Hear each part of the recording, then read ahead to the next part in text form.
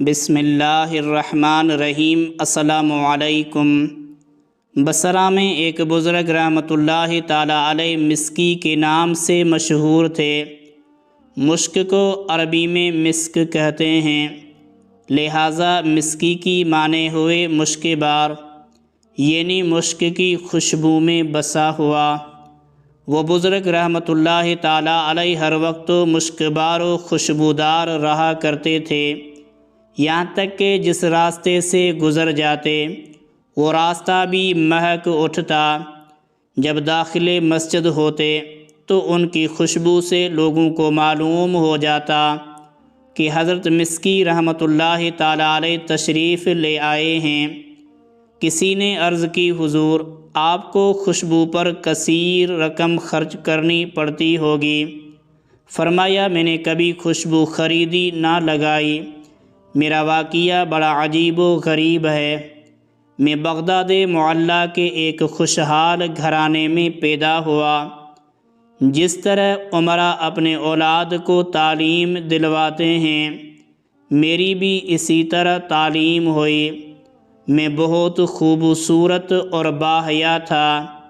میرے والد صاحب سے کسی نے کہا، اسے بازار میں بٹھاؤ تاکہ یہ لوگوں سے گھل مل جائے اور اس کی حیا کچھ کم ہو۔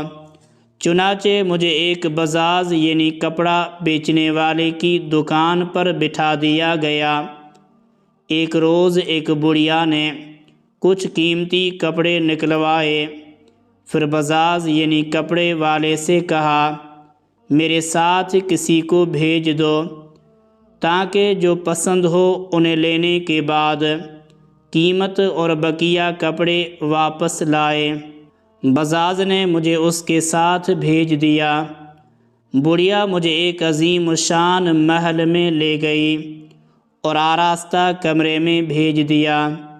کیا دیکھتا ہوں کہ ایک زیورات آراستہ خوش لباس جوان لڑکی تخت پر بچھے ہوئے منقش قالین پر بیٹھی ہے۔ تخت و فرش سب کے سب زریں ہیں اور اس قدر نفیس کہ ایسے میں نے کبھی نہیں دیکھے تھے۔ مجھے دیکھتے ہی اس لڑکی پر شیطان غالب آیا اور وہ ایک دم میری طرف لپکی اور چھیڑ خانی کرتے ہوئے منہ کالا کروانے کے درپے ہوئی۔ میں نے گھبرا کر اللہ عز و جل سے ڈر، مگر اس پر شیطان پوری طرح مسلط تھا۔ جب میں نے اس کی ضد دیکھی تو گناہ سے بچنے کی ایک تجویز سوچ لی اور اس سے کہا، مجھے استنجا خانے جانا ہے۔ اس نے آواز دی تو چاروں طرف سے لونڈیاں آ گئی۔ اس نے کہا، اپنے آقا کو بیت الخلاء میں لے جاؤ۔ میں جب وہاں گیا تو بھاگنے کی کوئی راہ نظر نہیں آئی۔ مجھے اس عورت کے ساتھ منہ کالا کرتے ہوئے اپنے رب عز و جل سے حیا آ رہی تھی اور مجھ پر عذاب جہنم کے خوف کا غلبہ تھا۔ چنانچہ ایک ہی راستہ نظر آیا اور وہ یہ کہ میں استنجا خانے کی نجاست سے اپنے ہاتھ منہ وغیرہ سان لیے اور خوب آنکھیں نکال کر اس کنیز کو ڈرایا جو باہر رومال اور پانی لے کر کھڑی تھی۔ میں جب دیوانوں کی طرح چیختا ہوا اس کی طرف لپکا تو وہ ڈر کر بھاگی اور اس نے پاگل پاگل کا شور مچا دیا۔ سب لونڈیاں اکٹھی ہو گئی اور انہوں نے مل کر مجھے ایک ٹاٹ میں لپیٹا اور اٹھا کر ایک باغ میں ڈال دیا۔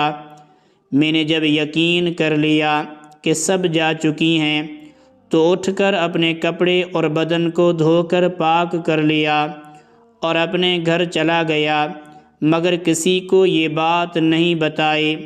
اسی رات میں نے خواب میں دیکھا کہ کوئی کہہ رہا ہے، تم کو حضرت سیدنا یوسف علیہ السلام سے کیا ہی خوب مناسبت ہے، اور کہتا ہے کہ کیا تم مجھے جانتے ہو؟